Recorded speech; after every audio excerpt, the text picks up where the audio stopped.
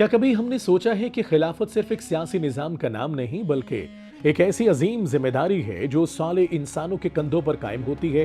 آج امت مسلمہ ایک ایسے دور سے گزر رہی ہے جہاں ہر طرف انتشار، فکری کمزوری، اخلاقی زوال اور باطل نظاموں کا غلبہ دکھائی دیتا ہے۔ آج مسلمانوں کی دنیا میں ان کی اجتماعی حیثیت کمزور نظر آتی ہے۔ اس کی سب سے بڑی وجہ یہ ہے کہ ہم نے اسلام کو صرف عبادات تک محدود کر دیا، جبکہ اسلام ایک مکمل نظام حیات ہے، ایک ایسا نظام جو فرد سے لے کر ریاست تک زندگی کے ہر شعبے کی رہنمائی کرتا ہے۔ نظام خلافت بھی اسی مکمل اسلامی نظام کا ایک عظیم حصہ ہے۔ یہ صرف اقتدار حاصل کرنے یا حکومت قائم کرنے کا نام نہیں، بلکہ عدل، ایمانت، دیانت، تقوی اور اللہ کی حاکمیت پر مبنی ایک ایسا نظام ہے جو انسانیت کو ظلم سے نکال کر انصاف کی طرف لے جاتا ہے۔ لیکن سوال یہ ہے کہ اس عظیم نظام کو قائم کون کرے گا؟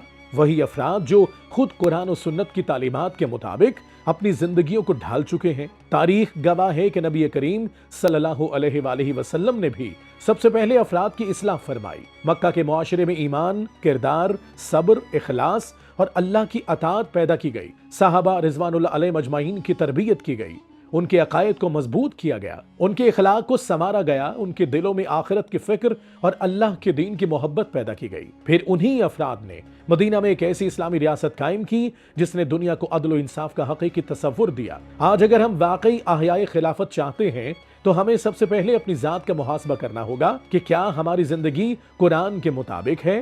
کیا ہمارے کردار میں دیانت، سچائی اور خوف خدا موجود ہے؟ کیا ہم اپنی نسلوں کو اسلامی فکر دے رہے ہیں یا صرف دنیاوی کامیابی کے پیچھے لگا رہے ہیں؟ کیونکہ جب فرد کی اصلاح ہوتی ہے تو خاندان سنورتا ہے، خاندان سنورتا ہے تو معاشرہ مضبوط ہوتا ہے، اور جب معاشرہ اسلامی اصولوں پر کھڑا ہو جائے تو پھر نظام خلافت کا قیام ایک خواب نہیں بلکہ حقیقت بن جاتا ہے۔ آج ضرورت صرف نعروں کی نہیں بلکہ عملی تبدیلی کی ہے۔ صرف خلافت کے نام پر جذباتی تقاریر کافی نہیں بلکہ ایسے کردار کی ضرورت ہے جو اسلام کی حقیقی تصویر پیش کرے۔ وہ نوجوان جو نماز، سچائی، علم، اخلاق اور دین سے جڑ جائے، وہ تاجر جو دیانتدار ہو، وہ حکمران جو اللہ سے ڈرنے والا ہو، اور وہ معاشرہ جو قرآن و سنت کو اپنی زندگی کا مرکز بنا لے، تبھی مضبوط اسلامی نظام وجود میں آ سکتا ہے۔